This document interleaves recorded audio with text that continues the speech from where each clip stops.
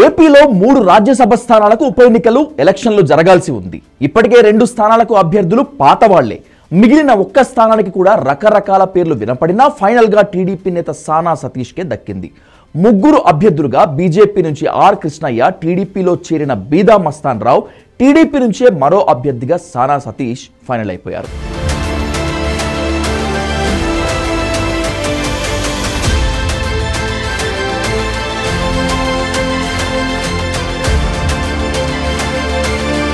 బీదా మస్తాన్ రావు గత YCP సర్కార్లో Rajya Sabha MP, YCP నుంచి jump చేసి టీడీపీ తీర్థం పుచ్చుకున్నారు. అలాగే ఖచ్చితంగా తన రాజ్యసభ ఎంపీ స్థానం తనకే ఉంటుందనే హామీ తీసుకుని మరీ పార్టీ మారారు. యాదవ కులసుడైన బీదా మస్తాన్ రావు 2009లో కావలి నుంచి ఎమ్మెల్యేగా గెలిచి ఆ తర్వాత 2 సార్లు ఓడిపోయారు. క్రియాశీలక రాజకీయాలకు దూరంగా ఉన్న బీదా మస్తాన్ రావును 2022లో వైసీపీ నుంచి రాజ్యసభకు పంపించారు. ఇటీవలే వైసీపీకి రాజ్యసభకు కూడా బీదా మస్తాన్ రావు రాజీనామా చేశారు. అయితే టీడీపీ నుంచి బలమైన ప్రామిస్ ఇవ్వడంతో టీడీపీ తరపున రాజ్యసభకు వెళ్లడానికి బీదా మస్తాన్ రావు నిర్ణయించుకున్నారు. టీడీపీలో చేరి తన ఎంపీ సీటు తానే రాబట్టుకోవడానికి పార్టీకి భారీగానే చెల్లించారట మస్తాన్ రావు. ఆర్ కృష్ణయ్య తెలంగాణ వాడైనప్పటికీ అతన్ని రాజ్యసభకు పంపించింది వైసీపీ. కృష్ణయ్యను రాజ్యసభకు ఎంపిక చేసినప్పుడు చాలా మంది ఆశ్చర్యపోయారు. ఏపీకి ఏ సంబంధం లేని కృష్ణయ్యను, పార్టీతో ఎలాంటి లింకు లేని నేతను రాజ్యసభకు ఎంపిక చేయడం ఏమిటని ప్రశ్నించారు. జగన్ ఇవన్నీ లెక్క చేయలేదు.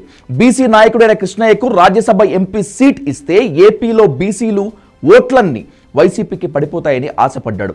జగన్ కు బీసీలు దెబ్బ వేస్తే ఎన్నికల తర్వాత కృష్ణయ్య దెబ్బ వేశాడు. 2014లో టీడీపీ తరపున ఎల్బీ నగర్ నుంచి పోటీ చేసి గెలిచాడు. ఆ తర్వాత 2018 ఎన్నికల్లో కాంగ్రెస్ తరపున పోటీ చేసి ఓడిపోయాడు.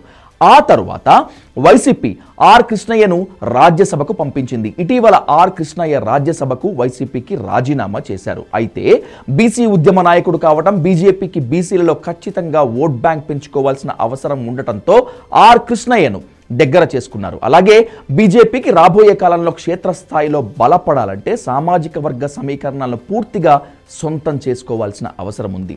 దీంట్లో బీసీలలో బీజేపీని చొప్పించడానికి ఆర్ కృష్ణయ్యకు రాజ్యసభ ఇచ్చి బీజేపీ కండువా కప్పారు. బీసీ కార్డ్ మరోసారి కృష్ణయ్యకు ఉపయోగపడింది. మిగిలిన 3వ స్థానం కాలపరిమితి 1.5 సంవత్సరమే ఉండటంతో ఆశావాహుకులు కూడా తక్కువే. ఇప్పటికే కాకినాడ ఎంపీ సీటు ఆశించి వదులుకున్న సానా సతీష్ కు ఖచ్చితంగా ఏదో ఒక ఛాన్స్ ఇస్తామని పార్టీ ప్రామిస్ చేసింది. మొన్నటి ఎన్నికల్లో సానా సతీష్ పార్టీ కోసం ఆర్థికంగానే కాక మిగిలిన అన్ని వ్యవహారాల్లో గట్టిగా పనిచేశారు.